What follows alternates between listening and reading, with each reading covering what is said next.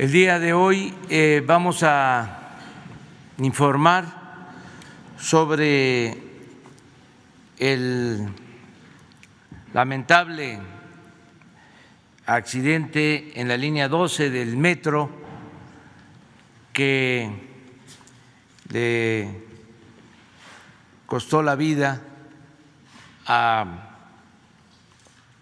varias personas. Ahora va a informar sobre el número de fallecidos y de heridos la jefa de gobierno, Claudia Sheinbaum. Es una triste noticia. Enviamos nuestro pésame a los familiares de las víctimas de este accidente, y la postura del gobierno de la ciudad la respalda el gobierno federal acerca de lo que procede en este lamentable caso. De modo que la doctora Claudia Sheinbaum, jefa de gobierno de la Ciudad de México, va a informar. Terminando sobre este lamentable caso, vamos a reiniciar la conferencia con el pulso de la salud, lo que siempre hacemos los martes para informar sobre la pandemia y el Plan Nacional de Vacunación. Y vamos posteriormente a abrir para las preguntas y las respuestas. Muy bien, le damos la palabra a Claudia.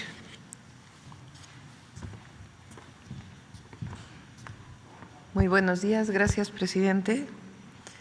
El día de ayer a las 10:22 de la noche, en la línea 12 del metro, entre las estaciones Olivo y Tezonco, ocurrió este lamentable incidente en donde cayó una de las traves del elevado de la línea 12.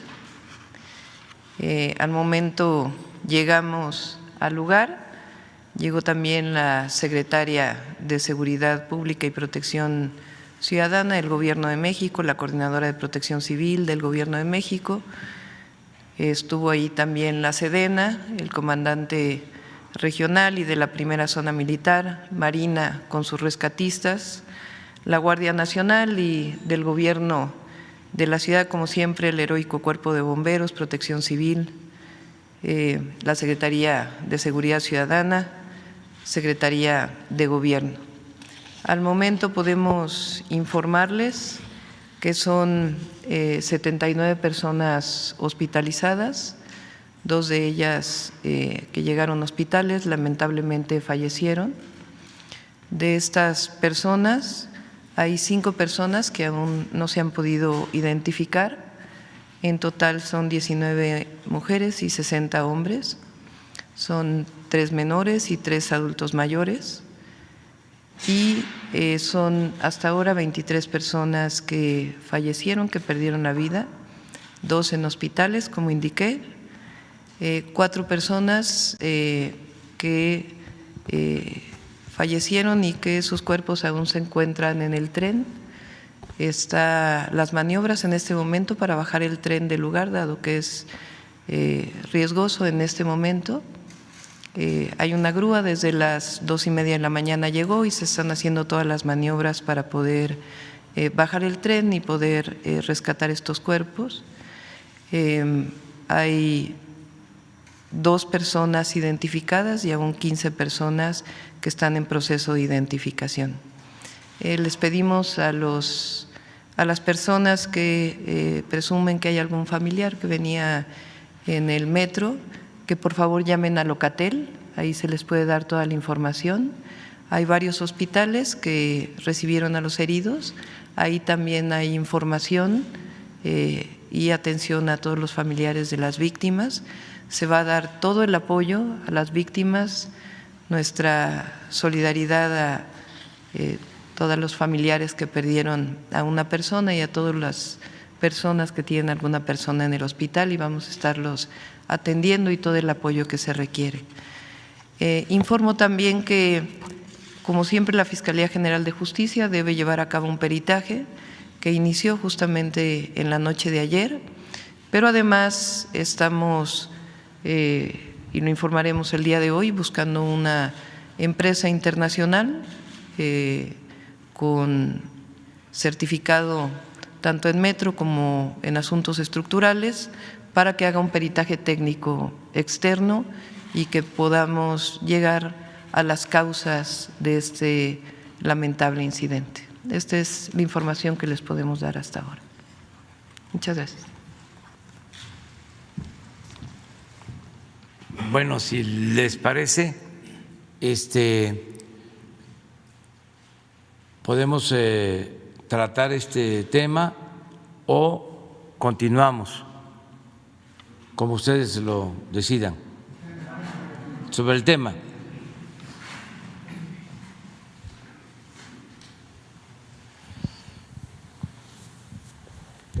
Sí, quisiera preguntarle a la gobernadora, según varias notas, información pública, es evidente que se había señalado ya que había problemas de estructuración y denuncias de fallas. ¿Por qué no se atendió a tiempo esto o qué se hizo al respecto? Todos los días se lleva a cabo un proceso de mantenimiento en la línea 12 en distintos lugares. Se hizo una revisión estructural el año pasado que también vamos a dar a conocer. Exactamente, ahí en ese punto se hizo la revisión estructural. En toda la línea, en toda la línea.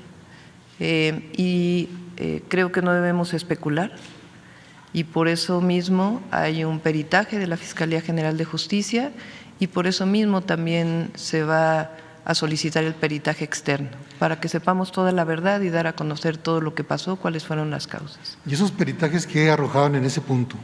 ¿Perdón? Esos peritajes que dice usted que se hicieron, esas revisiones, ¿no advirtieron el peligro ahí exactamente? No, si hubiera habido algún hundimiento, alguna cosa, de inmediato se reporta, como fue hace poco en la línea 9, por ejemplo, que hubo todas las reparaciones, pero creo que responsablemente hay que llegar a saber las causas y por eso estos peritajes, y pues pedimos que por el momento esperemos estos peritajes antes de especular qué pasó y dar en este momento toda la ayuda a las víctimas. Sí, pero hay muertos. Quisiera preguntarle si en este punto concreto del accidente no es falta de mantenimiento o que puede existir algún conflicto en el tráfico o en el manejo de los trenes. Todos los días se da mantenimiento y revisión, pero hay que esperar el peritaje y el peritaje nos va a decir exactamente qué pasó. Por lo pronto, ¿cuál es su posición aparte de esperar? Mi posición es que tenemos que llegar a la verdad de cuáles fueron las causas que provocaron este incidente, este lamentable incidente, y que para ello necesitamos expertos, tanto de la Fiscalía General de Justicia como de una entidad externa imparcial que haga el peritaje y todos los estudios y que haya la investigación que se tenga que hacer y también llegar a la verdad en esta situación. ¿Y qué les dice a los usuarios que tienen miedo de usar ahorita el metro? En este momento está cerrada la línea 12 del metro, hay 490 autobuses que están sirviendo en este momento el recorrido de la línea 12, tanto trolebuses como autobuses de RTP como autobuses de ruta que están dando el servicio y por supuesto se va a hacer toda la revisión estructural de la línea para que en el momento que pudiera iniciar su operación sea de manera segura. ¿Qué garantiza que ya no habrá más accidentes? En este momento se hace una revisión estructural de todo el elevado de la línea 12 y por supuesto, como hemos dicho, pues esta revisión externa que nos va a permitir saber tanto qué pasó en el incidente, llegar a la verdad, como la situación actual de la línea 12 y su estructura. ¿Y cuándo va a estar esa revisión? Los vamos a estar informando. Esto pasó ayer en la noche y por supuesto vamos a dar toda la información como siempre. Gracias. A ver, pero a lo mejor Sí. Gracias, buenos días.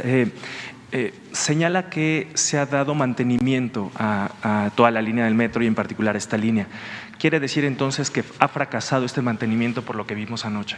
No podemos decir nada hasta que no tengamos los peritajes. Es la responsabilidad que tenemos.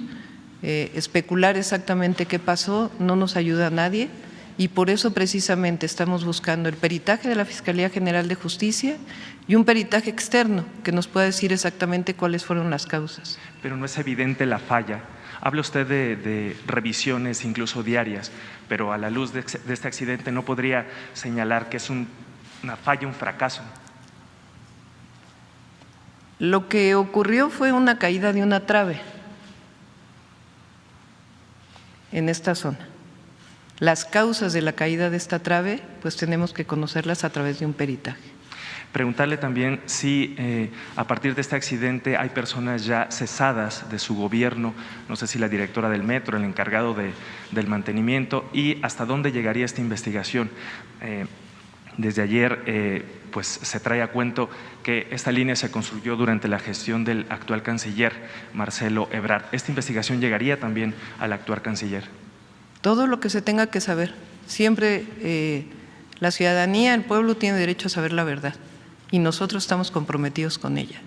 Así que por eso justamente se está buscando un peritaje externo y saber exactamente cuáles fueron las causas de este incidente, donde lamentablemente hasta el momento 23 personas perdieron la vida. ¿No hay personas cesadas todavía?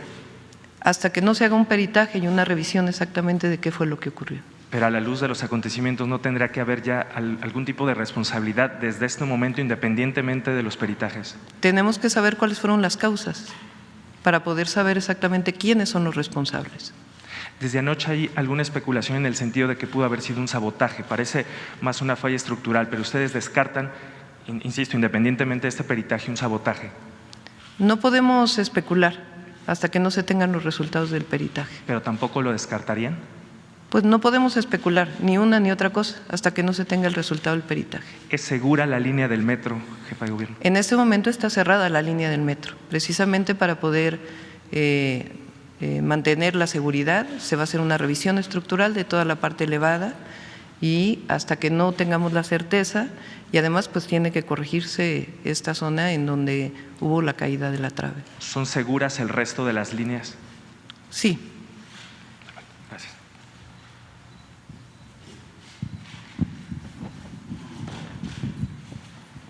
Doctora, ¿cómo está? Carlos Guzmán de Aba Noticias. Bueno, estábamos ahí un ratito en la madrugada con usted. Nos comentan por ahí que ya se recuperaron 4 cuerpos ya del vagón que ascendería a 27 el número de víctimas. ¿Qué reporte tiene? Comentaba que eran 23, pero si finalmente se puede oficializar esta parte de que son 27. Sí, el día de ayer alrededor de la 1 de la mañana, más o menos 1:30, se suspendió el rescate precisamente por el riesgo que había para los rescatistas. Desde que ocurrió el incidente se solicitó una grúa de determinada capacidad para que pudiera sostener el tren y bajarlo, que estaba pues en una zona de riesgo. Entonces, hasta el momento se siguen llevando a cabo las maniobras y por supuesto vamos a informar. A las 11 de la mañana daremos una conferencia de prensa también nuevamente para poderles informar de aquí a las 11 de la mañana cuáles son los avances que se tienen. Se lo preguntamos en la mañana en la cuestión de que hay videos, hay fotografías de esta ballena, que así se le denomina técnicamente, que tenía incluso problemas, incluso también la parte de la zapata o donde va la columna, que tenía algunas grietas después del 19 de septiembre de 2017. Se mandó a reparar por el actual senador Miguel Ángel Mancera, pero supuestamente no quedó bien, los vecinos tienen este testimonio. ¿Tienen esta línea de investigación también por parte de la Fiscalía o qué le han comentado, doctor? Todo lo que se tenga que investigar y por eso para que haya certeza en esta investigación, no solo es la Fiscalía, sino esta empresa especializada que estamos buscando, externa, para que se conozca exactamente qué fue lo que pasó. Difícilmente podríamos establecer en este momento qué fue y por eso no vamos a especular, pero sí en este momento garantizar la seguridad y por otro lado pues llegar a la verdad. Y finalmente, no sé si nos pueda dar su punto de vista, su posición, el canciller Marcelo Ebrard. Bueno, obviamente en redes sociales se cuestiona mucho, no sé si haya posibilidad, presidente. Sí. Gracias, doctora. Qué amable. Sí, con mucho gusto. El día de ayer puse yo un mensaje, déjeme sintetizarlo de la siguiente manera. En primer lugar, es el más terrible accidente que hayamos tenido en el sistema de transporte colectivo. Y lo primero que hay que hacer es solidarizarse con las víctimas de esto. Es un día muy triste para la Ciudad de México y para todos. Lo segundo, decir, mucho se podría comentar, pero déjenme ir a la esencia. Yo comparto la indignación que hay, celebro la posición que tiene la jefa de gobierno, que es esencialmente esclarecer qué ocurrió. Y segundo, cuando esclareces qué ocurrió con pruebas, con elementos, pues establecer qué responsabilidades hay de quienes tengan responsabilidad y que se actúe en consecuencia, no importa quién sea. Y de mi parte, también lo señalé el día de ayer, ponerme a entera disposición de la autoridad o las autoridades correspondientes, como siempre lo he hecho, a entera disposición, todo lo que sea necesario. Entiendo que hay muchas motivaciones de orden político, pero lo que importa son las tres cosas que acabo de decir. Respeto a las familias y a quienes fueron afectados. Les manifiesto mis condolencias, mi solidaridad personal sincera. Compartir la indignación de la sociedad por lo acaecido. Y tercero, ponerme a disposición de las autoridades en todo lo que sea necesario para esclarecer y para que determinen las responsabilidades a que haya lugar. Aquí estoy a la orden como siempre.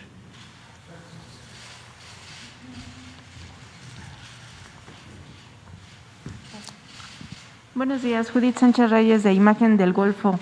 Preguntar que la cuestión del mantenimiento, bueno, este grave accidente se da en esta línea, sin embargo, en las últimas fechas se dieron otro tipo de incidentes.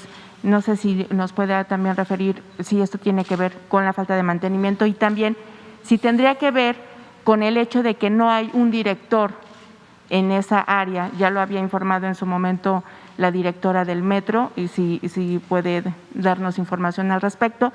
¿Y qué apoyo se les va a dar a las familias de las personas fallecidas, a las personas que están hospitalizadas y por supuesto también a los usuarios?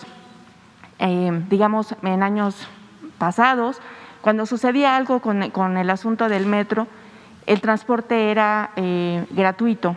Sin embargo, ahora que hubo, por ejemplo, el incendio en las oficinas centrales de este transporte, los usuarios se quejaban o comentaban esta situación. No sé si nos puede dar información al respecto, por favor. Sí hay director de mantenimiento, fue nombrado hace algún tiempo. El incidente mayor que tuvimos recientemente fue en la línea, más bien en el lugar del puesto de control central, que hubo un incendio en enero. Ahí se hizo un peritaje, también trabajó una empresa externa y la propia Fiscalía. Y en ese caso se dio pues toda la explicación respecto a este incendio y se está trabajando de manera muy importante para que durante este año el metro no solamente en sus líneas 1 a las 6 esté como estaba antes, sino en mucho mejores condiciones. son cerca de 4.500 millones de pesos, una inversión que se está haciendo en el suministro, transmisión y distribución de energía eléctrica, junto con Comisión Federal de Electricidad. Ellos están haciendo la obra. Y por otro lado, una inversión muy importante que se está haciendo para la modernización de la línea 1 y el puesto de control central de la línea 1 a la 6. Y en este caso, pues está, como lo hemos dicho, toda la investigación a donde tenga que llegar, de la misma manera con la Fiscalía General de Justicia y con esta empresa de peritaje externo que se va a contratar. Y los demás detalles, por supuesto, los podemos dar a las 11. Por el momento están funcionando estos 490 autobuses que van a cubrir la línea 12. ¿Va a tener costo? ¿Perdón? ¿Va a tener costo para los Por el usuarios? momento tienen 5 pesos de costo y estamos evaluando la posibilidad de que particularmente RTP pudiera ser gratuito.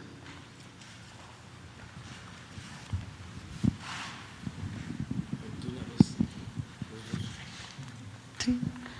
Gracias. Buenos días, doctora. Buenos días, presidente. Preguntarle sobre el caso de las denuncias, estas denuncias que están circulando, que se hicieron sobre el mal estado.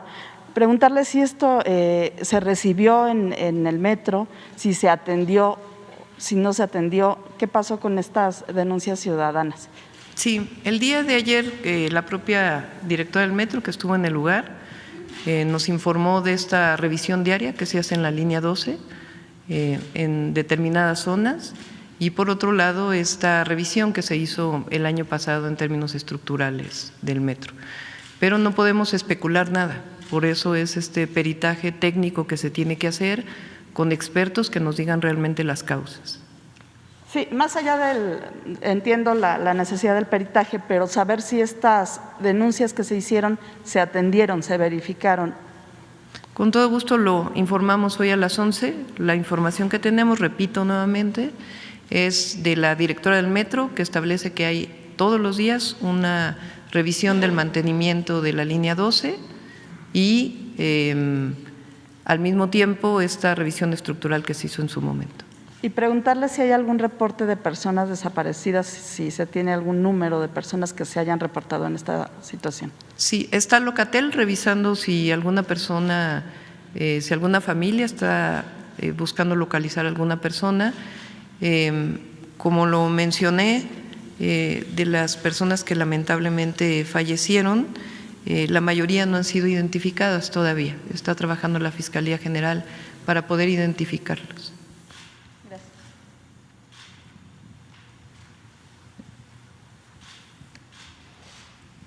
Gracias, buenos días. Solo me gustaría saber, hoy que se encontraron en la mañana la actual jefa de gobierno, el canciller, quien estuvo a cargo de toda esta obra desde su presentación hasta su inauguración. Hoy que se encontraron en la mañana, ¿qué comentaron al respecto de este incidente? Y canciller, también si pudiera precisarnos si tiene algún temor de que las responsabilidades que se puedan deslindar lleguen hasta usted. Gracias. Bueno, como lo mencionó el canciller, creo que estamos de acuerdo en llegar a las últimas consecuencias y colaborar para poder que se sepa la verdad y saber cuál es la causa de este incidente. Pero, canciller.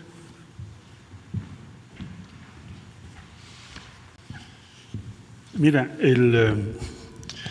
esta obra fue entregada a conformidad del gobierno entrante en julio de 2013.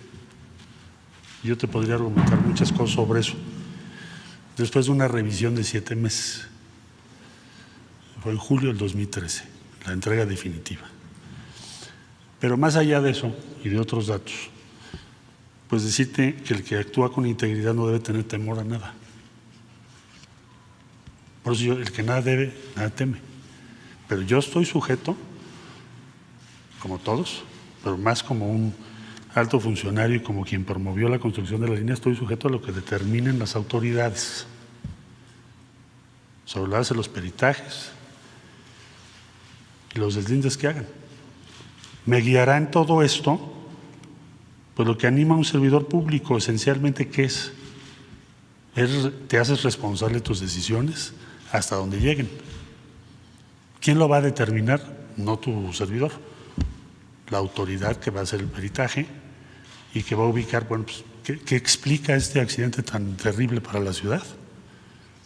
Entonces, la disposición de mi parte es estar en plena condición de cooperar, colaborar en lo que sea necesario, en aquello que me requieran, y estar siempre presente en todo.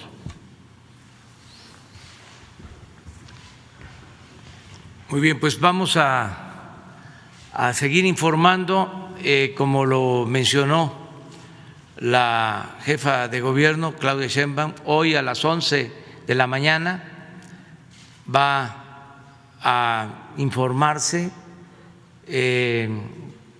con más datos, con más detalles, y no se va a ocultar absolutamente nada. El pueblo de México tiene que conocer toda la verdad. No se les va a ocultar nada, porque se tiene que actuar con responsabilidad, como siempre, como lo hemos hecho en el gobierno. No se ocultan las cosas, se habla con la verdad. No mentir, no robar, no traicionar al pueblo. Y todos los días se va a estar informando sobre este asunto lamentable.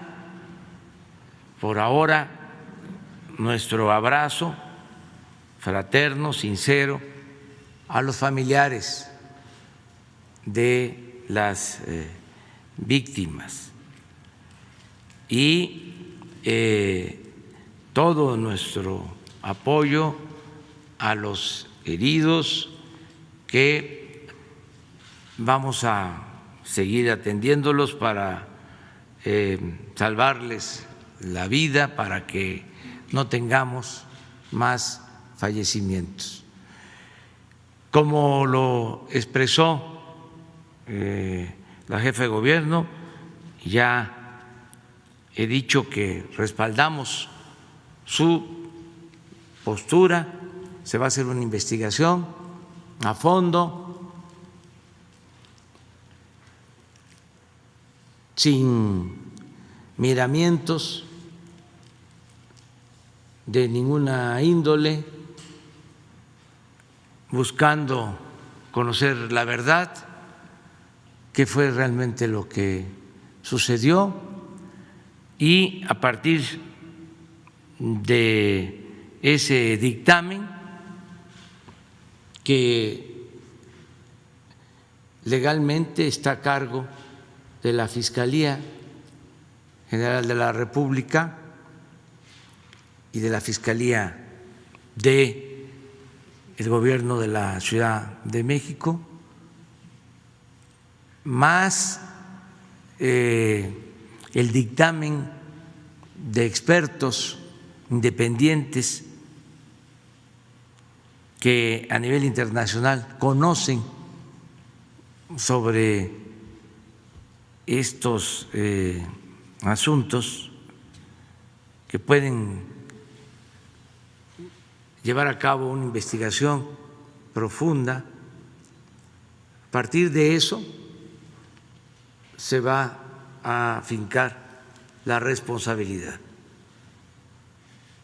No podemos, como aquí lo mencionó Claudia, caer en el terreno de la especulación, y mucho menos el de culpar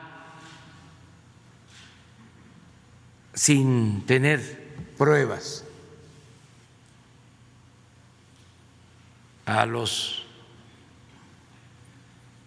posibles responsables. Vamos a que se haga la investigación pronto, porque eso también es importante,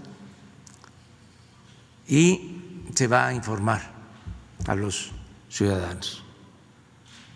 Entonces vamos a tener abierto este canal de comunicación con los ciudadanos, con todo el pueblo de México y con los capitalinos, los ciudadanos de la Ciudad de México. Si les parece, pasamos ya a el pulso de la salud. Vamos a pedirle al doctor Jorge Alcocer que nos informe.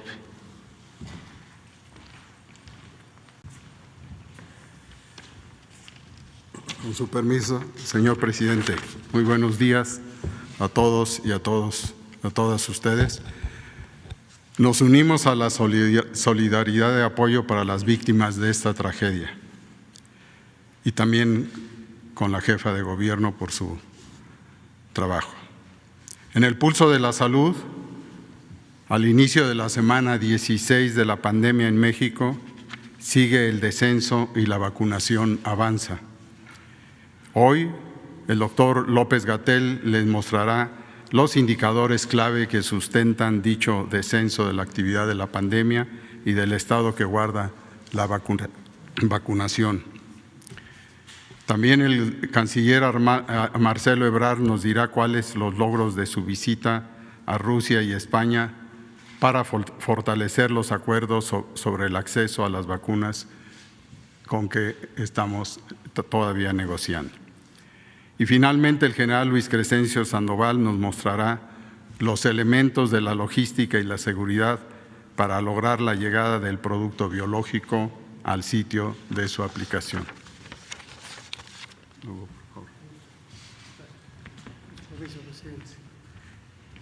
Muy buenos días, jefa de gobierno, secretarios, directora.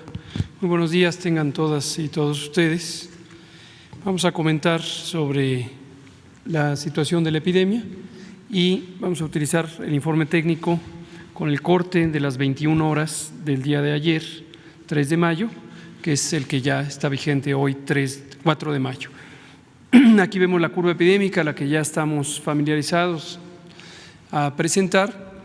El corte de información es hasta la semana número 16 del año, en este momento vivimos en la semana 18 del año y lo que vemos es que continúa la reducción ya abriendo por una semana más. Ya empezaríamos la semana número 16 de reducción y eso es muy alentador. 13% es la reducción en concreto que se da entre la semana 15 y la semana 16. Hago notar también, como en otras ocasiones, que menos de 1% de los casos registrados son casos activos, es decir, la epidemia activa representa solamente menos del 1% de la situación. Y en forma sintética, comentamos que 8.062.112 personas ya han logrado vacunación con esquema completo. Vamos a ver algunos detalles. En el siguiente indicador vemos la hospitalización, es una curva epidémica que empieza en el mes de mayo de 2020 y se puede ver cómo subió hasta julio y posteriormente hasta la primera semana de enero, la segunda ola, y a partir de ese punto y hasta el cierre de la semana 16 del año redujimos 81% la ocupación hospitalaria como consecuencia de que hay cada día menos personas enfermas, menos personas que requieren hospitalización. Algunas variaciones vemos en la siguiente, en las camas con y sin ventilador. En las camas sin ventilador hay un aumento de 1 punto porcentual, pero sigue estando a la baja como tendencia general. 12% de las camas COVID están en este momento ocupadas en promedio y ninguna entidad federativa tiene ocupaciones superiores al 30%. Esto ya desde hace 2 semanas y media. Y en las camas con ventilador vemos que está en 15% el indicador, recientemente de ayer para hoy bajó 1 punto porcentual y solamente 2 entidades federativas, Chihuahua y Tabasco, están con ocupaciones superiores al 30% de las camas con ventilador. Pasemos a la vacunación, que es en este momento la actividad principal que realizamos para el control de la epidemia. Es de hecho el eje fundamental del control desde que empezó el programa de vacunación en diciembre de 2020. Ayer, al corte de las 21 horas, se registraron 354.566 dosis de vacunas aplicadas. En este momento estamos con 4 poblaciones que se están vacunando, todos forman parte de la población mexicana, pero son 4 grupos distinguibles, ya sea por su ocupación específica en actividades estratégicas del interés público, como la atención de la salud y como la educación, o bien por su edad, dado que ayer iniciamos ya la vacunación de personas de 50 años de edad o más. La siguiente, por favor. En forma acumulativa, casi tenemos 19 millones de dosis aplicadas, hasta el momento 18.827.623. Y en el desglose por las subpoblaciones vemos cada una de estas componentes. Comento específicamente el que inició ayer lunes 3 de mayo, 85.824 personas que tienen 50 años de edad o más empezaron ya su proceso de vacunación. Y para terminar, vemos los eventos asociados a la vacunación. No han cambiado, siguen siendo infrecuentes, son muy escasos, muy poco probables y afortunadamente más del 99% son leves y las personas que los presentan se recuperan sin mayor complicación. Termino con la presentación de la cantidad de dosis que hemos recibido hasta el momento, 25.424.355 que se desglosan en las 5 vacunas que se presentan en la imagen. Y por último, el calendario esperado para recepción de vacunas esta semana, que será la vacuna CanSino, que se fabrica en China, se envasa en México, se liberará el viernes 7 de mayo, 856.900 dosis de vacuna, y la vacuna Sinovac, también de origen chino, se espera que llegará a México ya envasada 1 millón de dosis el próximo jueves 8 de mayo. Esta es la información, presidente.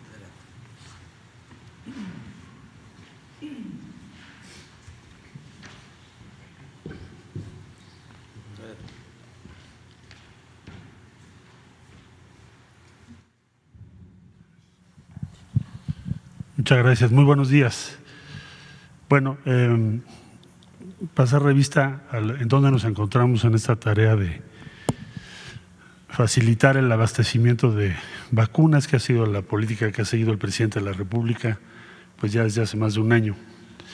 Como acaba de decir el doctor López-Gatell, estamos en esos números, estamos utilizando a esta fecha 5 diferentes vacunas.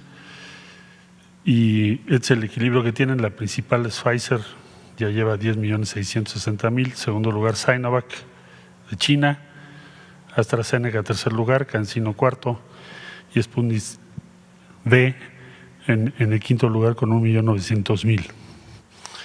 La que sigue, por favor.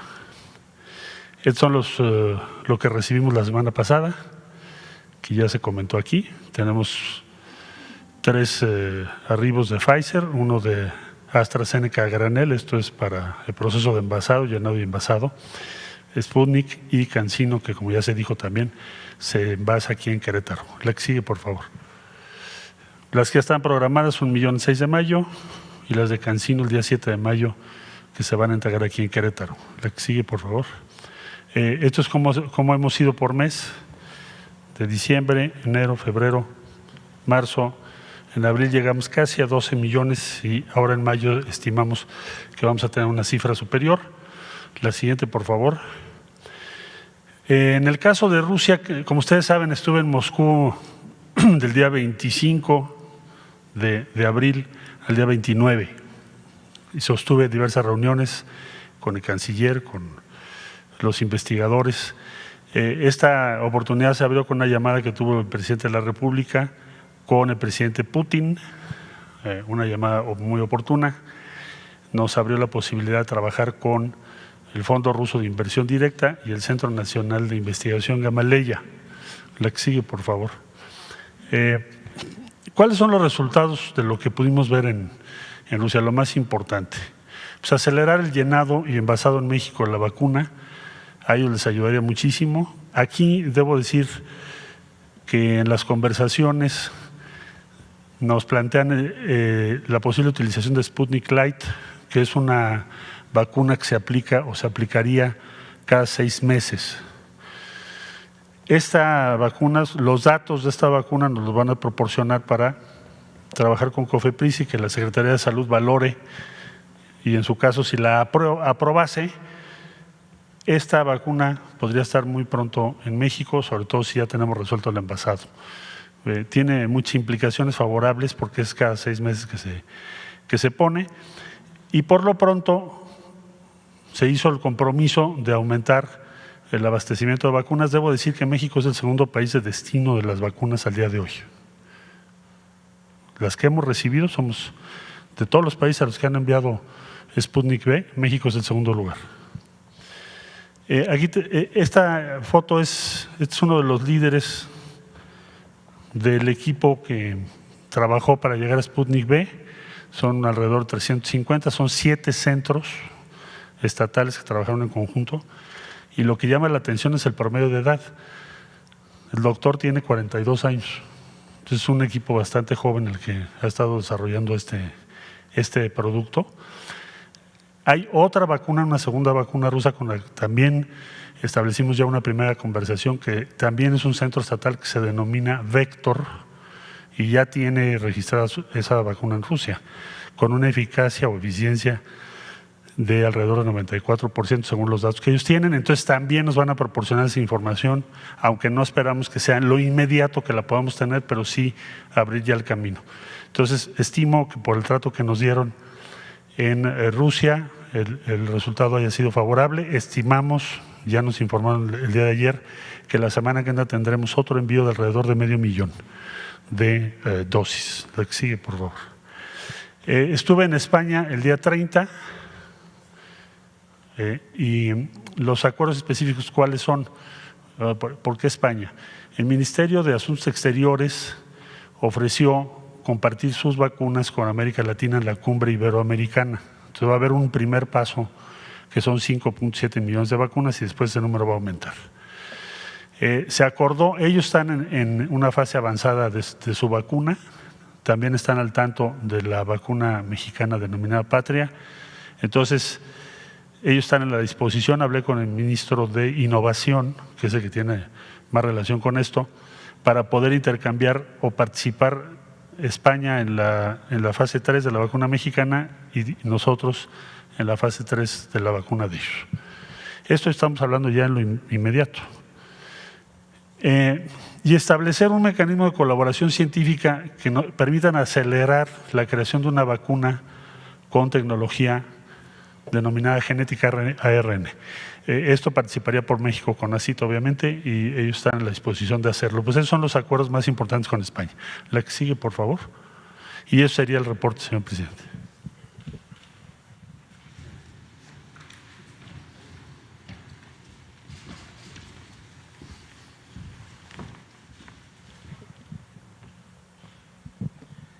Bien, sobre la distribución de las vacunas, la que sigue, por favor. Bien, las vacunas que se estuvieron recibiendo en la semana, el miércoles, jueves, viernes, que se recibió Pfizer, el jueves Sputnik, CanSino el día viernes. Estas fueron a reorganizarse para su distribución a lo que es el INCAN y a Birmex. Ahí se hicieron las notificaciones correspondientes y se distribuyeron. Se hizo el plan para distribuir 2.417.260 dosis. Estas dosis se distribuyeron el día jueves por vía terrestre a 8 estados que acudieron a INCAN a recoger sus vacunas. Ciudad de México, Estado de México, Guanajuato, Hidalgo, Morelos, Puebla, Querétaro y Tlaxcala. El día sábado acudieron a Birmex y hoy estarán también, ayer, el lunes, recogiendo sus vacunas, Michoacán y Morelos. Y entre sábado y domingo se hizo una ruta a los estados de Guanajuato, San Luis Potosí y Durango para distribuir las vacunas que le correspondían. En la parte aérea, el día sábado hicimos la distribución a 24 estados en aeronaves de la Fuerza Aérea Mexicana. La ruta 1 cubrimos Nayarit, Sinaloa, Baja California Sur, Baja California, Durango. La ruta 2, Chihuahua, Sonora. La ruta 3, Coahuila, Nuevo León y Tamaulipas. La ruta 4, Michoacán, Colima, Jalisco, Aguascalientes. La 5, San Luis Potosí, Zacatecas. La ruta 6, Guerrero, Veracruz y Oaxaca. La ruta 7, Chiapas y Tabasco. Y la ruta 8, Campeche, Yucatán y Quintana Roo. Fueron las rutas que se organizaron.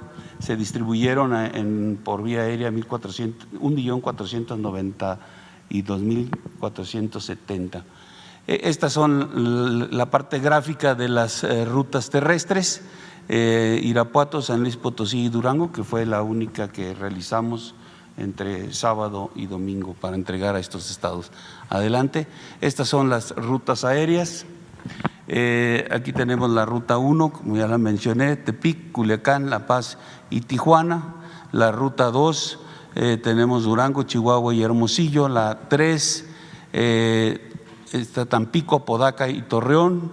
La 4, Morelia, Colima, Zapopan y Aguascalientes.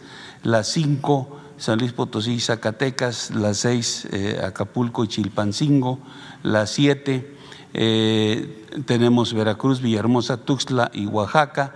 Y la 8, tenemos Campeche, Mérida y Cancún. Con esto se cumplió. En un resumen, a la que sigue, en el resumen se transportaron 2.417.260, de ellas 1.492.470 vía aérea y terrestre 924.790, cubriéndose los 32 estados, 42 rutas con su seguridad, 8 rutas aéreas, empleando 1.292 hombres, 126 vehículos y 8 aeronaves para esta distribución. Esto.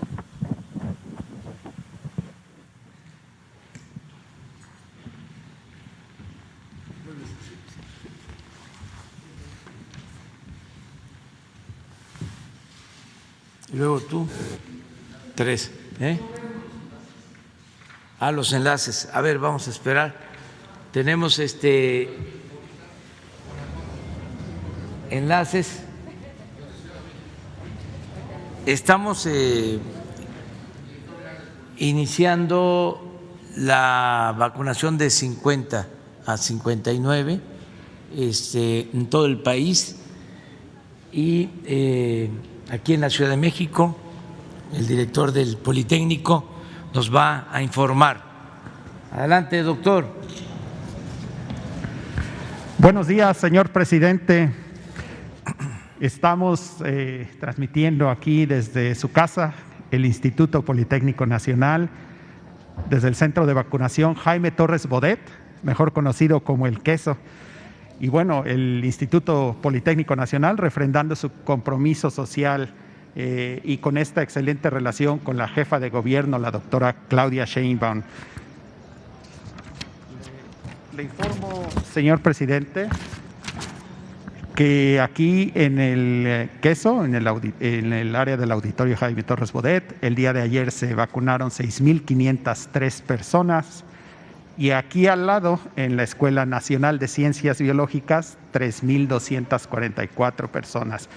Y aunque el número es variable, cada día esperamos prácticamente la misma cantidad. Vamos a estar aquí de lunes a viernes vacunando a las personas de 50 a 59 años. Le comento también, señor presidente, que tenemos 7,000 metros cuadrados de carpas, 1,300 personas aquí en este punto de vacunación, con 90 células de vacunación. Y están a cargo del IMSS, participan en este esfuerzo conjunto CEMOVI, la Secretaría de Cultura, Protección Civil, Seguridad Ciudadana, la Alcaldía Gustavo A. Madero, Servidores de la Nación, SEDENA y, por supuesto, el Gobierno de la Ciudad de México, señor presidente.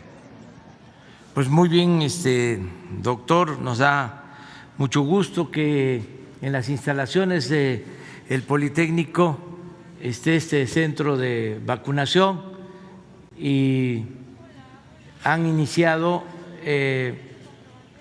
este proceso de 50-59, ¿verdad?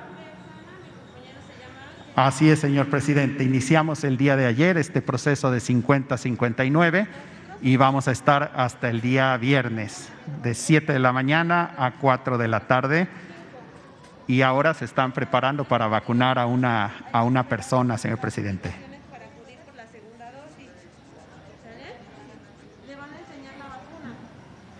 Es Azcapotzalco. Gustavo Amadero. La Gustavo Amadero.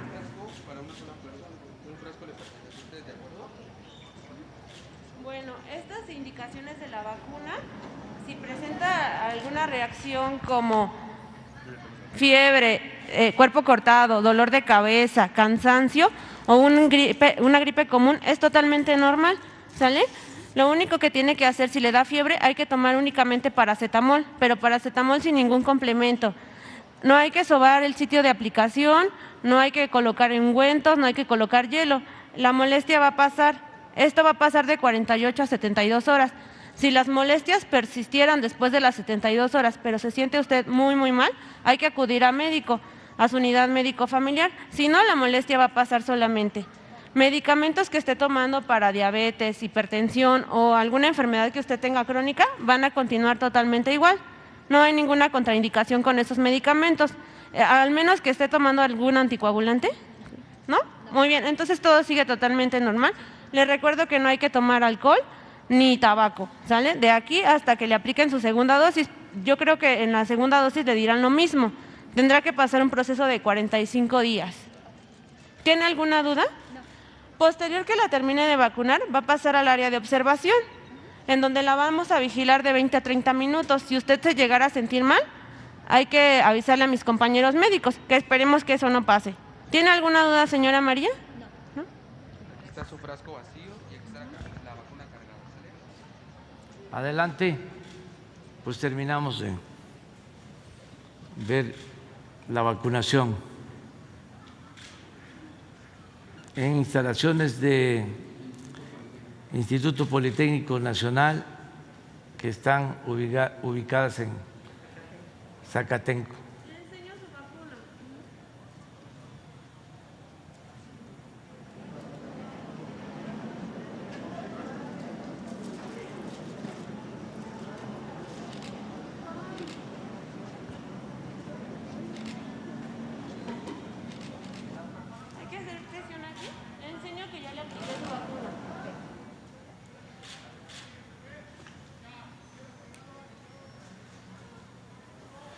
Pues así es, señor presidente. En estos momentos han aplicado una de las primeras vacunas del día de hoy, aquí en Zacatenco. Y pues… Hay que pasar al área de observación. ¿Tiene alguna duda hasta ahí? No. Muy bien. Hasta luego. Muchísimas gracias a todos los que están participando en este centro de vacunación, de todas las instituciones, de manera muy destacada lo que hace el gobierno de la Ciudad de México, que ha sido ejemplar en todo el programa de vacunación. Y muchas gracias, doctor. Le digo doctor porque ese es su grado académico. ¿Cuál es su profesión? Sí, soy químico, bacteriólogo y parasitólogo del Instituto Politécnico Nacional. Pero además especializado en vacunas. Exactamente, sí, y con un doctorado en biomedicina molecular en el cual nos especializamos en vacunas y con prácticamente 20 años de experiencia en el desarrollo de vacunas de nueva generación como estas que se están aplicando actualmente, señor presidente. Pues mucho gusto, muchas gracias, felicidades a todas y a todos. Gracias. Una felicitación a todos los que están trabajando aquí y colaborando en esta gran labor. Gracias, señor presidente. Gracias. Pues adelante, les escuchamos. Están en Guanajuato. Así es, señor presidente. Buen día a usted y a todas y todos los miembros del gabinete que le acompañan. Nos encontramos en las instalaciones del Poliforum en León, Guanajuato, que será una de las 4 sedes que desde el día de ayer se llevaron a cabo los simulacros, porque a partir de hoy a las 8 de la mañana, 135,000 trabajadores educativos estarán siendo vacunados con el biológico CanSino. Es importante mencionar que tenemos en la parte de atrás una cantidad de brigadistas que nos acompañan en todo el estado de Guanajuato. 2,268 brigadistas se anotaron. Ellos son los héroes y las heroínas que están ahora atendiendo a nuestros profesores. Señor presidente, es menester señalar que en el sector educativo compartimos las mejores prácticas y es la escuela donde aprendemos a vivir en comunidad y a construir nosotros desde las diferencias.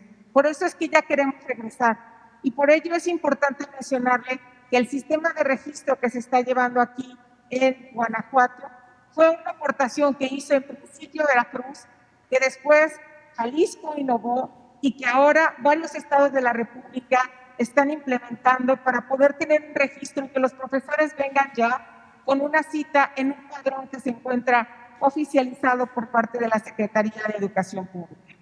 Dejaría en el uso de la voz al Correcaminos, con el que hemos tenido una interacción muy importante desde la Sedena, y por supuesto agradecer al gobierno del estado de Guanajuato, a su secretario de Educación, a su secretario de Salud aquí presentes y a los delegados de Bienestar. Este es un trabajo conjunto porque ya queremos todos regresar a los espacios donde nos formamos los seres humanos y trabajamos en comunidad.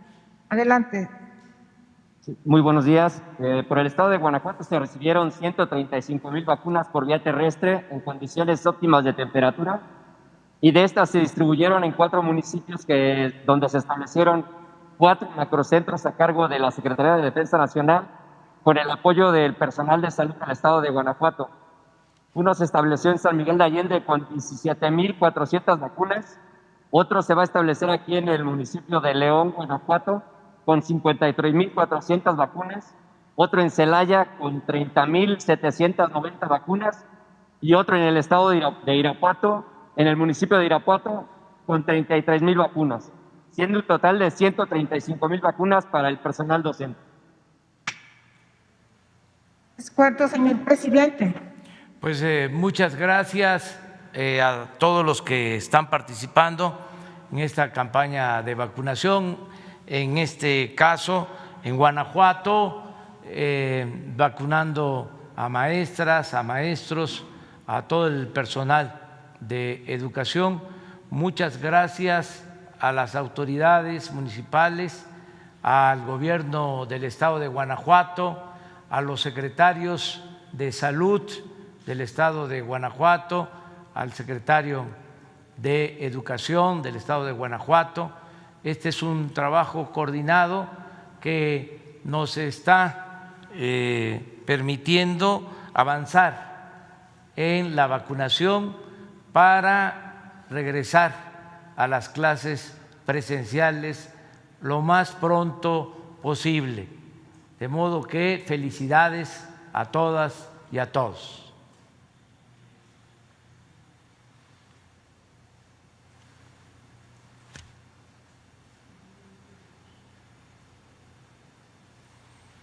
Vamos, eso nada más. Bueno, miren, antes de continuar, vamos también en el programa, se tiene lo de la cancelación del primer día de emisión de una estampilla postal denominada Guerra de Castas, Lucha Social Maya. Como ustedes saben, el día de ayer ofrecimos disculpa al pueblo maya por la explotación a que han sido sometidos por siglos y lo más lamentable, el que hayan enfrentado y resistido a una guerra de exterminio. Entonces, por eso la ceremonia de ayer de el perdón por parte del Estado mexicano a los herederos de las comunidades de los pueblos mayas. Todas las agresiones recibidas por los mayas se cometieron durante la conquista, en los 3 siglos de dominación colonial, pero también en los 2 siglos de nuestra independencia. Y en el caso de los mayas y los yaquis, en especial, lo peor fue el que durante el porfiriato se les declaró la guerra a estas 2 etnias, a estas 2 culturas, los yaquis y los mayas. Fue como una segunda conquista, igual de brutal e inhumana.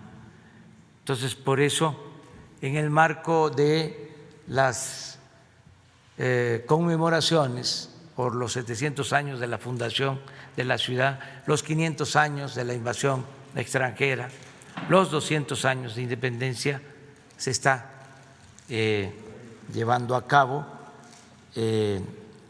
esta ceremonia en cada pueblo, en cada región. Se va a hacer lo mismo con los yaquis, esta ceremonia de ofrecer disculpas, y el Estado mexicano pide, ofrece perdón por las injusticias que se cometieron.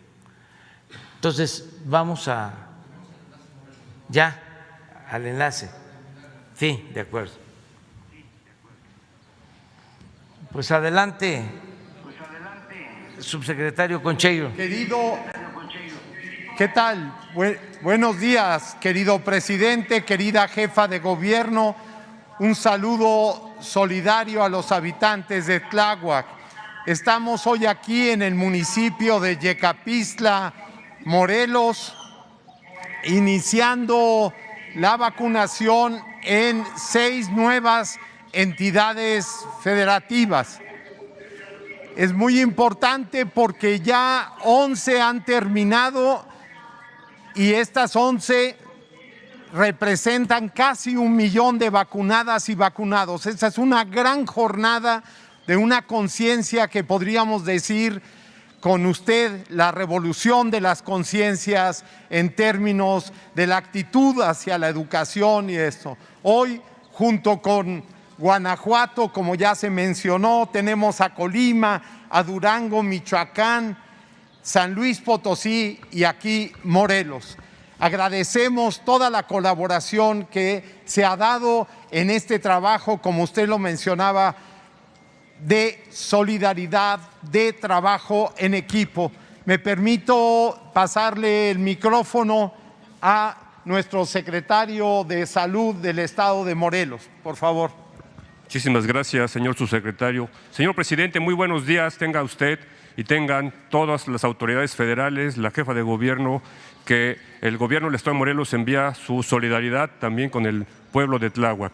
Señor presidente, déjeme usted informarle que la vinculación que tenemos en el Estado, en las autoridades federales, con las brigadas Correcaminos, por supuesto, con el señor secretario de Educación y las organizaciones emanadas de la educación. El día de hoy, señor presidente, estamos iniciando la vacunación aquí en Morelos para las y los maestros y todo el sector educativo.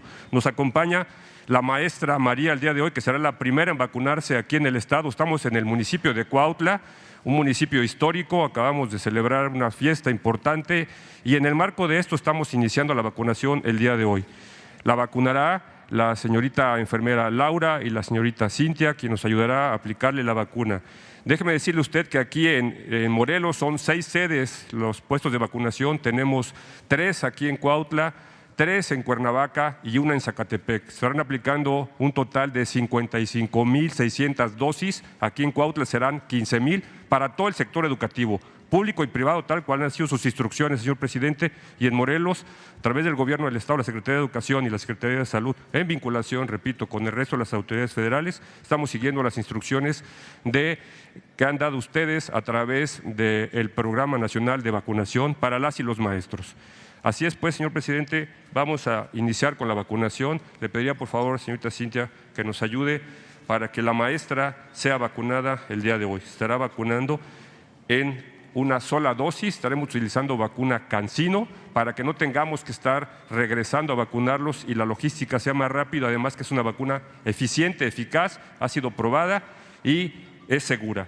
Tenemos todo lo que se necesita por si presentaran alguna reacción adversa, que no ha sido el caso, y seguiremos así, siguiendo todas las instrucciones. Por favor.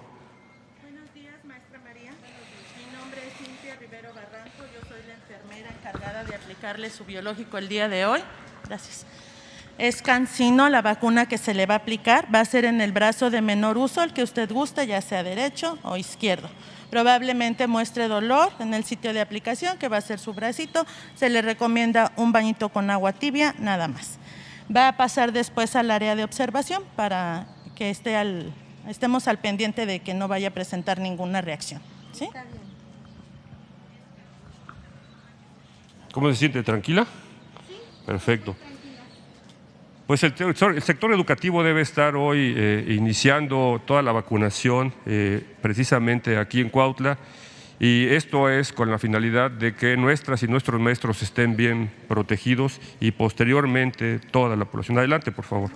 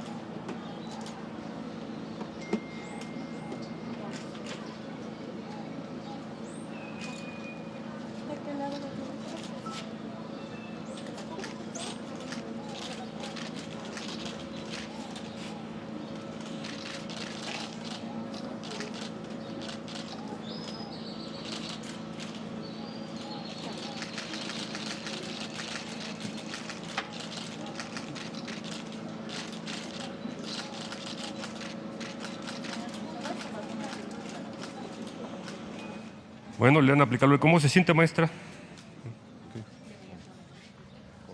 Pues muchísimas gracias, señor presidente. Es así como se ha aplicado la maestra María la primera vacuna aquí en el estado de Morelos para el sector educativo. Que tenga usted y todo su equipo excelente día.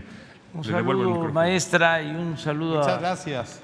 todos los profesores de Morelos, a los servidores públicos, a las enfermeras, a los médicos, a todos los que están llevando a cabo esta campaña de vacunación. Con esto vamos a estar en condiciones pronto de regresar a clases presenciales. Desde luego, no es nada obligatorio, nada forzado, tiene que ser un acuerdo entre padres de familias, maestras, maestros y autoridades. Tiene que ser voluntario, pero sí nos va a ayudar mucho el que regresemos a clases presenciales. Si lo logramos antes de que concluya el ciclo escolar, va a permitir reforzar los conocimientos que se transmitieron por televisión, por internet, a distancia, para quienes están cursando cualquiera de los grados. Entonces, podríamos cerrar bien de esta manera el ciclo escolar. Sí tenemos a todas, a todos los trabajadores de la educación, de escuelas públicas y de escuelas privadas, porque es general, ya vacunados. Esta es una buena noticia. Además, la vacuna CanSino, como lo expresó el secretario de Salud de Morelos, es eficaz y requiere solo de una dosis, de modo que en 15 días más ya podría organizarse la posibilidad del regreso a clases presenciales. Felicitaciones a todas y a todos. Muchas gracias.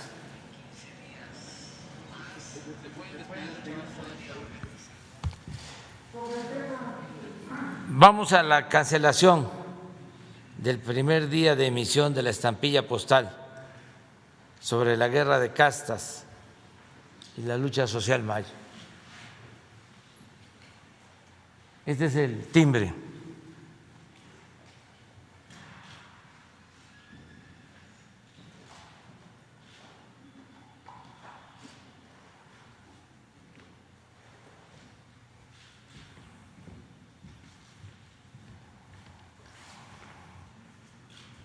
Nos acompaña Rocío Bárcena Molina, que es la directora general del Sistema Postal Mexicano.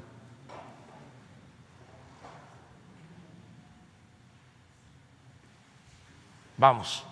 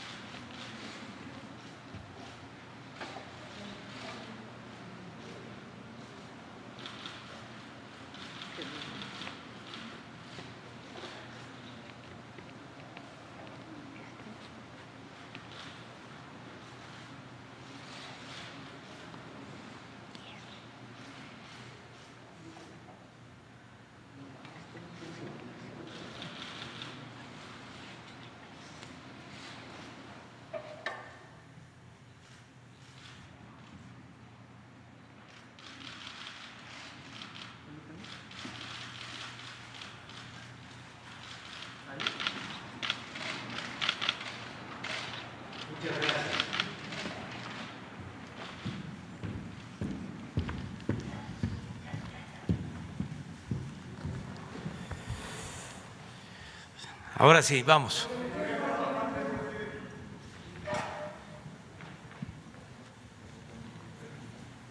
Buenos días, señor presidente. Buenos días a todo el gabinete. Eduardo Esquivel, SDP Noticias. El día de hoy quisiera preguntarle, ayer estuve escuchando la conferencia de las tardes sobre las vacunas y esto, y el doctor Hugo López-Gatell habló de la corrupción que había en COFEPRIS, pero yo quisiera referirme y preguntar sobre la corrupción que hubo en Birmex, en la empresa estatal de vacunación. Lo decía muy bien el doctor Hugo López-Gatell, que hace 35 años, 40 años, México tenía una posición muy robusta en lo que se refiere a vacunas. Éramos autosuficientes en todas las vacunas elementales de que manda se mandaban internacionalmente. Nos dábamos el lujo de exportar a 15 países, pero quién sabe qué pasó. Y yo me quisiera referir y preguntar sobre la corrupción que hubo en una planta que se mandó a hacer en la época, en el 2008, por el expresidente Felipe Calderón con Sanofi. Iba a ser una planta para producir la vacuna de la influenza. Se invirtieron, se hizo con Sanofi el contrato, se empezó a hacer esta planta, y después de unos años y de una inversión de 997 millones de pesos, resultó que la planta no respondía a los requerimientos de técnicos, ni era el tamaño, todo se hizo mal, se perdió ese dinero. Y yo quisiera preguntar si hay una investigación se compraron los terrenos en Ocoyoacac, entonces nos dejaron sin la vacuna de la influenza, y luego se están quejando de que no hay vacuna y que todo lo tenemos que importar. Entonces yo quisiera preguntar si hay alguna investigación, porque no solo fue el dinero, fueron 997 millones de pesos. ¿Cuántas vacunas se podrían comprar con ese dinero? Y nos dejaron sin esta posibilidad. Yo quisiera preguntarle si hay una investigación de la función pública, que los funcionarios de salud, Salomón Chertorivsky, el doctor Narro, qué responsabilidades tuvieron o qué omisiones tuvieron en esto, los representantes de COFEPRIS, como Miquel Arriola o Miguel Ángel Toscano, qué responsabilidades tuvieron, por qué no se concretó, y si hay una investigación, porque esto a mí me parece muy grave, porque es contra la salud de los mexicanos. A ver, doctor, ¿qué? Por favor. Con mucho gusto, gracias por la pregunta, porque efectivamente, como platicábamos ayer por la noche respecto a COFEPRIS, las instituciones de salud en México también eran espacios de corrupción en varios campos. No todo, desde luego, pero había algunos emblemáticos. Ayer me referí en términos generales a COFEPRIS. También puedo decir algunas cosas en términos generales respecto a Birmex. Por supuesto, será responsabilidad de la Secretaría de la Función Pública deslindar cualquier responsabilidad que pudiera haber respecto a actos presuntos de corrupción que hubieran ocurrido en administraciones previas, si es que siguen vigentes los posibles faltas, ¿no? Entonces me limitaré, no hablaré de ello. Lo que sí puedo decir en términos generales y para conocimiento de todo el público es que Birmex, las siglas quieren decir Biológicos y Reactivos de México, SADCB, es una empresa del gobierno, es una empresa de participación estatal mayoritaria, que es el nombre técnico que recibe eso, pero es una empresa del gobierno prácticamente en su totalidad. Fue establecida en 1999 para fabricar vacunas y otros productos biológicos como sueros, antivenenos, que se utilizan para el tratamiento de las picaduras de alacrán, de las picaduras de serpiente, etc. Esta empresa fue constituida en ese momento, en 1999, pero ya existía antes una dependencia al interior de la Secretaría de Salud, una oficina que se llamaba Gerencia General de Reactivos y Biológicos. Entonces simplemente cambió la modalidad económica. Respecto a los planes y capacidades de Birmex, justamente la producción en México antes era suficiente para abastecer a las necesidades del Programa Nacional de Vacunación. El Programa de Vacunación Universal de México fue establecido en 1972 y desde entonces se tenía una importante capacidad. Ciertamente eran menos vacunas las que se necesitaban en ese tiempo y progresivamente el programa de vacunación fue ampliando la necesidad. Hoy tenemos 14 vacunas que se ponen o 14 enfermedades que se previenen. Pero ciertamente es muy notorio que a partir del año prácticamente de la creación de Birmex, en los años 2000, se empezó a reducir la influencia de esta empresa pública, en favor de empresas privadas. Y la lógica ocurrió igual que en otros procesos de privatización de lo público que han ocurrido en el gobierno, no solo en México, sino en el mundo, fue parte de esta tendencia de privatizar, deshacerse de lo que es propiedad de la nación o reducirlo o no apoyarlo para que se fuera extinguiendo progresivamente y en su lugar aparecieran espacios de negocios para proveedores privados. Las vacunas en el mundo son un mercado muy concentrado, muy concentrado. Hay prácticamente 4 empresas preponderantes y otras que se han ido desarrollando, pero es un mercado muy concentrado.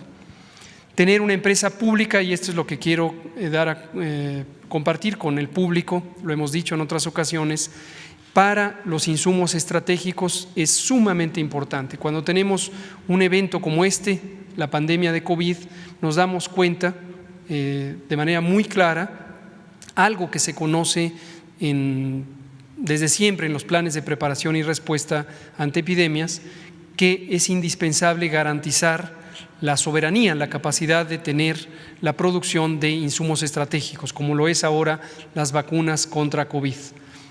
Después de la epidemia de influenza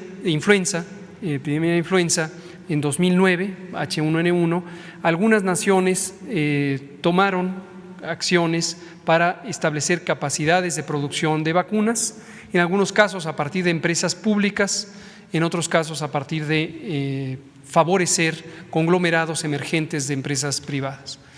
México no lo logró o no lo hizo o no decidió hacerlo. Definitivamente en el sexenio 2012-2018 continuó el desmantelamiento de Birmex en forma práctica y hasta el año pasado Birmex producía ya solo una vacuna que ya dejó de producir porque es una vacuna que está ahora en desuso, es la vacuna oral contra la poliomielitis. Se sigue vacunando contra la poliomielitis, por supuesto, pero ya no son las gotitas emblemáticas, sino ahora es una vacuna inyectable. Ahora, respecto a lo que usted comenta, insisto, no voy a entrar en ningún detalle porque algunas cosas están en investigación, otras tendrán que esclarecerse, pero ciertamente la idea de establecer relaciones o asociaciones público-privadas, en términos teóricos podría sonar atractivo. Las empresas privadas tienen ciertos conocimientos acumulados, tienen patentes, tienen dinero y se pueden asociar con los gobiernos para realizar proyectos estratégicos de escalamiento de producción. Este es el ejemplo de lo que estamos haciendo ahora en México, en una transacción entre privados con la vacuna de COVID de AstraZeneca, se fabrica en un consorcio privado en Argentina, se envasa en una empresa privada en México, favorece a la respuesta a COVID. Lo mismo que se está haciendo con la vacuna CanSino, la produce una empresa privada en China, la envasa una empresa privada en México y es un modelo entre privados. Y el gobierno lo que hace es regular, orientar y fomentar que eso tenga buen camino. Es muy distinto a las asociaciones público-privadas. Público-privada es, como se dice, la empresa privada pone el dinero y la pública pone capacidades adicionales. En el caso del proyecto al que usted se refiere, se estableció en 2005 inicialmente y una empresa farmacéutica francesa produciría la semilla, lo que se llama el lote semilla, y la empresa mexicana Birmex pública escalaría esa producción en cantidades grandes. Y ante el proceso de desarrollo de este proyecto se encontraron diversos obstáculos, algunos tienen que ver efectivamente con las instalaciones físicas. La planta original de ese proyecto no estaba en Ocoyoacac, está todavía en Cuautitlán, y ante el fracaso de la posibilidad de que entrara en producción durante el sexenio 2012-2018, se renegoció ese contrato para un contrato multianual y se decidió comprar un terreno que es propiedad de la nación en Ocoyoacac, Estado de México, donde la empresa francesa está fabricando ya en muy avanzada fase la planta.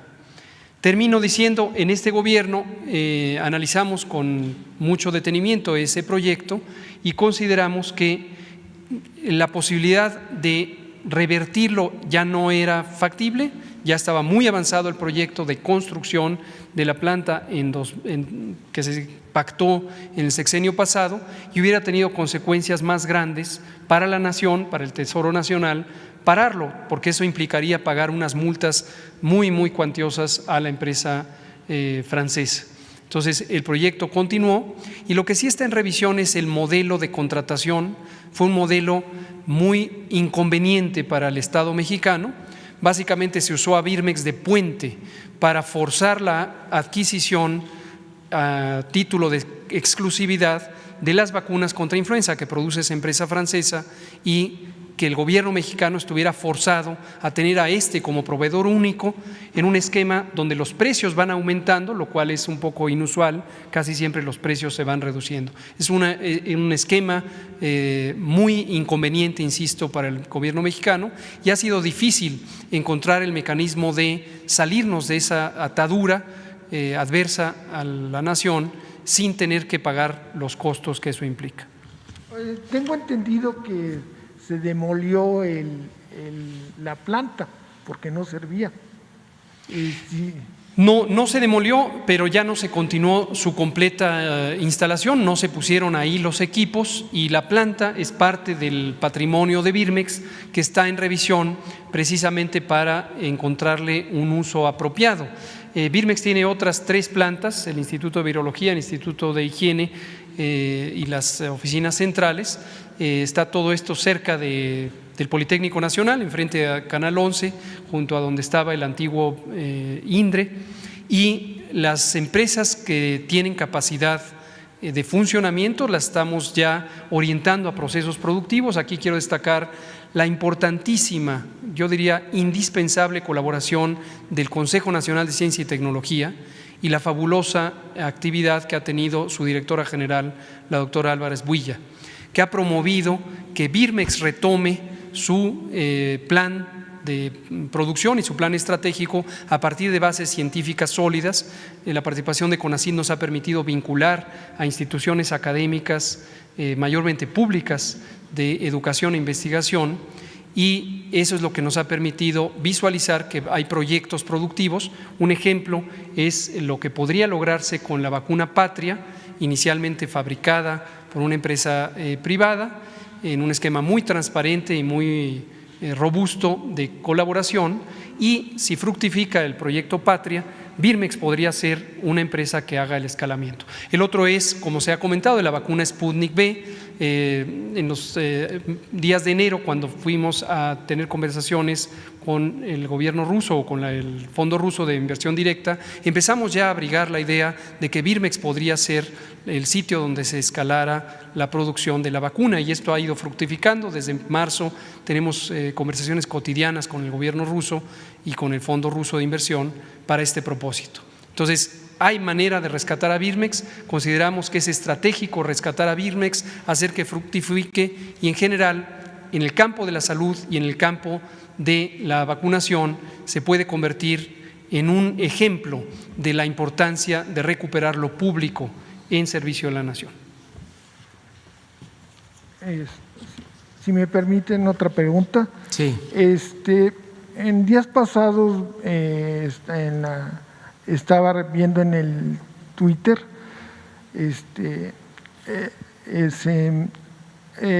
se contagió de COVID-19 el presidente de Argentina,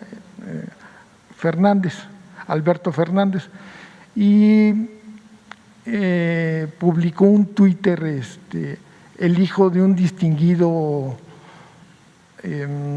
intelectual, como burlándose de la vacuna rusa, porque el presidente de Argentina,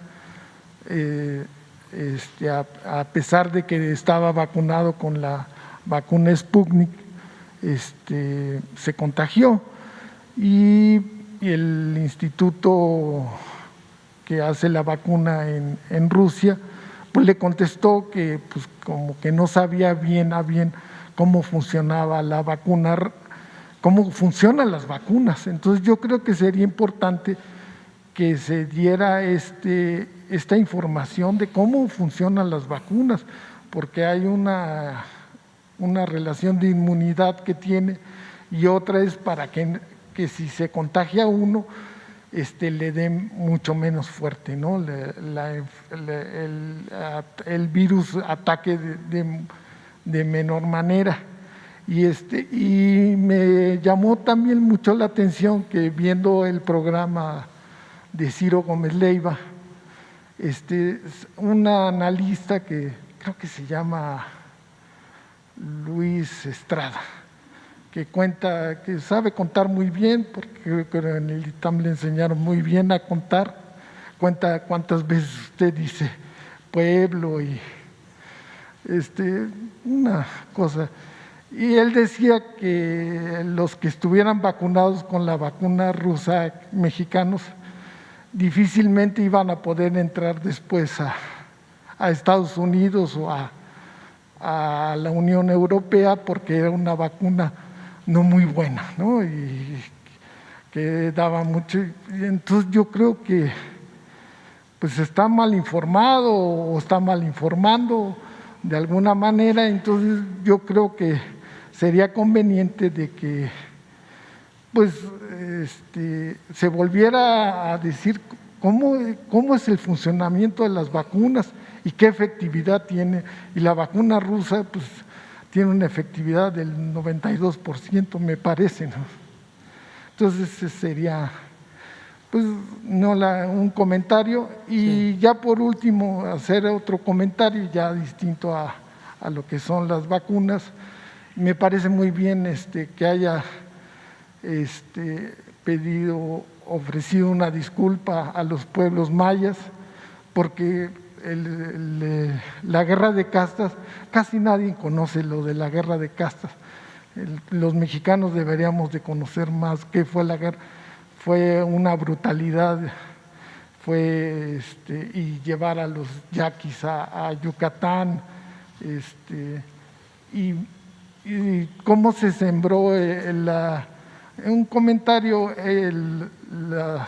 la resistencia maya estuvo a punto de tomar que es Mérida, que era la capital de Yucatán, en ese entonces era solo un estado, y fue precisamente que no pudieron, o porque se les dificultó por una epidemia de cólera.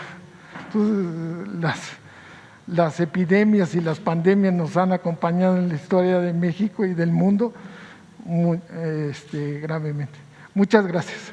Sí, mire, sobre las vacunas, yo creo que para la noche el doctor Hugo puede informar más acerca de estos comentarios, pues los cuestionamientos y a veces ataques en los medios de información, pues ya es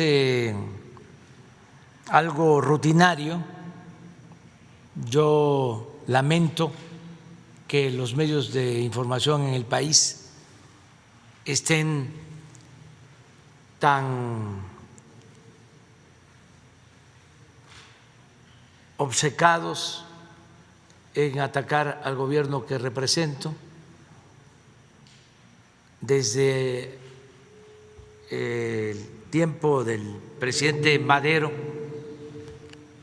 no se tenía una prensa así, tan tendenciosa, golpeadora,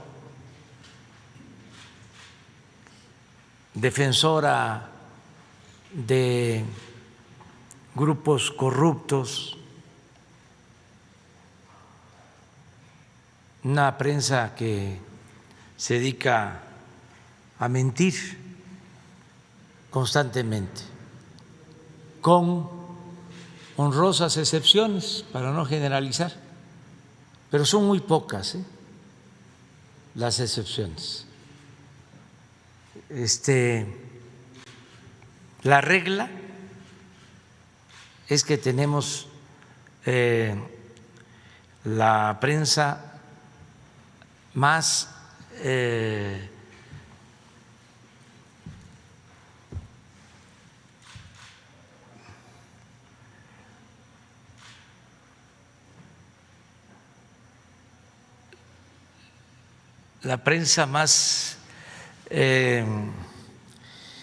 lamentable en mucho tiempo,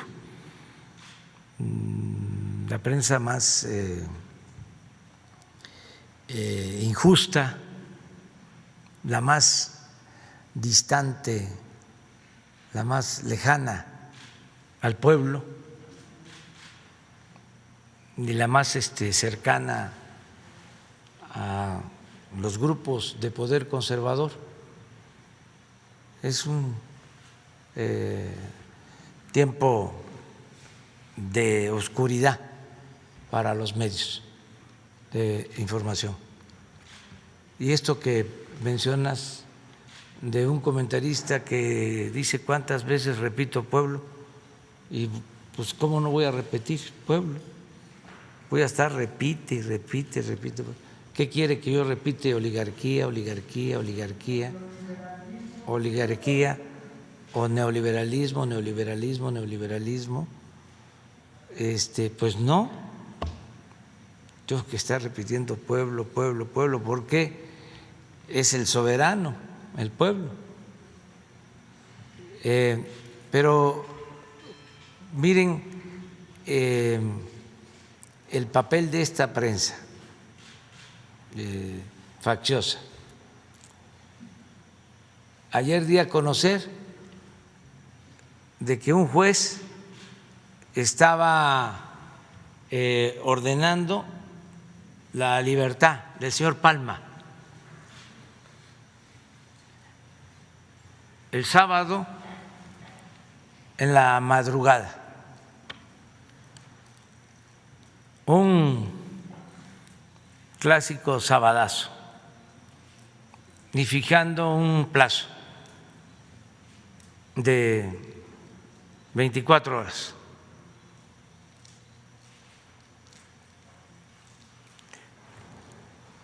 Luego se amplía el plazo hasta el domingo. Y un periodista de estos llenos de coraje y al servicio de los grupos de poder económico, en este caso de Salinas, porque fue hasta el director de Notimex, el gobierno de Salinas, Riva Palacio. Todavía no se liberaba al señor Palma y ya lo daba por hecho. O sea, como que se trataba de una campaña que nos querían aplicar. Les voy a poner el artículo. Quiero dejar claro que pues no son todos así los periodistas. Hay excepciones honrosas, repito, pero esto es lo que prevalece, este periodismo.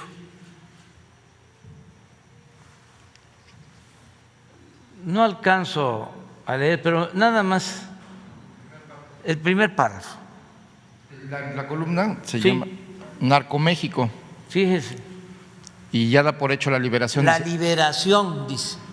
La liberación de Héctor Ya el estaba. Güero Palma. Dice, la liberación de Héctor el Güero Palma de la prisión no fue tan sorprendente como el hecho de que el gobierno del presidente Andrés Manuel López Obrador lo exonerara del delito de la delincuencia organizada. Párate ahí. Fíjese lo que está diciendo. No. Que lo exoneré del delito de delincuencia organizada.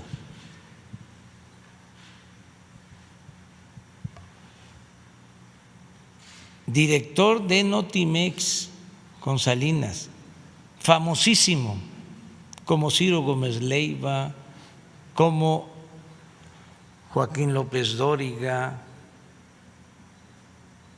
como Lore de Mola,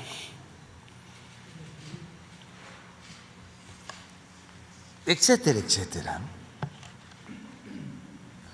Pero este es el periodismo. Síguele. Juzgado en México y en Estados Unidos por delitos relacionados con el narcotráfico, fue absuelto de todo. Uno de los fundadores del Cártel de Sinaloa, socio de Joaquín El Chapo Guzmán, a la calle casi con una disculpa del gobierno. O sea que hasta nos le ofrecimos disculpa. Ya dado como hecho, es para novela. Es como el personaje que inventa su muerte y quiere ver cómo es su funeral y está vivo.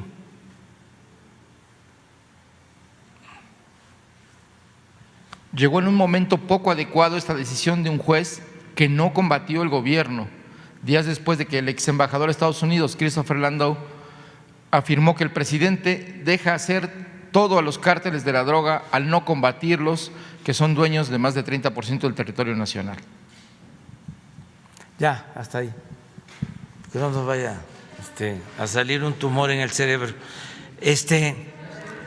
¿Mande?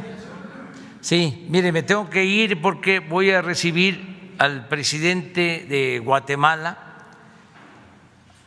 al presidente del hermano pueblo y vecino pueblo de Guatemala, Alejandro Yamatei, que nos visita.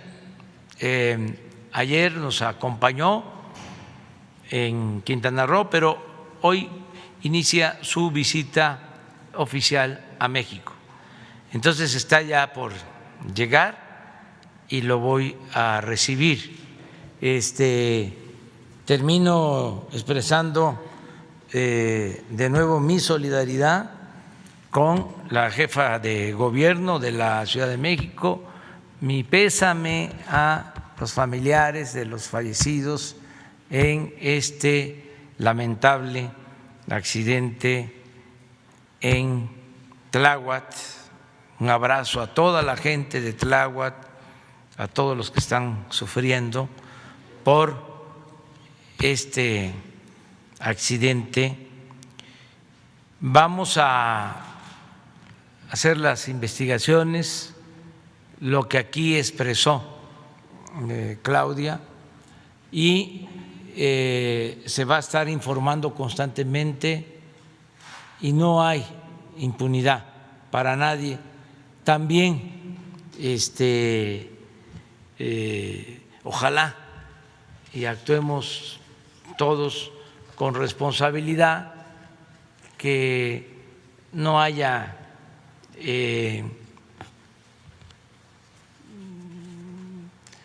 manipulación en los medios. Es difícil, ¿no? Porque ya dije que la prensa está en la peor época en muchos años, porque antes pues recibían muchas prebendas del gobierno. Entonces, cuando ya no se actúa de esa forma, y sobre todo cuando se está combatiendo la corrupción, existe esta reacción, esta actitud de los medios de información, con honrosas excepciones, sin generalizar, pero sí ya es extremo esto que acabamos de dar a conocer de Rivapalacio, que por cierto se venció el periodo del juez y al parecer la Fiscalía encontró alguna denuncia no aclarada y solicitó al Poder Judicial un tiempo de arraigo para que se ventile todo este asunto. Da tiempo también para que autoridades de otros países puedan informar si no hay procesos de extradición y todas las autoridades puedan informar si no hay carpetas de investigación pendientes. Si pasa ese tiempo y no hay ninguna acusación pendiente, entonces sí se procedería, porque esto es un mandato de ley, a otorgarle la libertad. Pero si existe algo pendiente, no se podría otorgar la libertad. El Poder Judicial tendría que atender este asunto. Ya está en manos de la Fiscalía General de la República. ¿Mande? Bandera nacional a media Sí, vamos a hacer lo que la jefa de gobierno considere conveniente. La vamos a respaldar en todo a la jefa de gobierno. Muy bien, muchas gracias.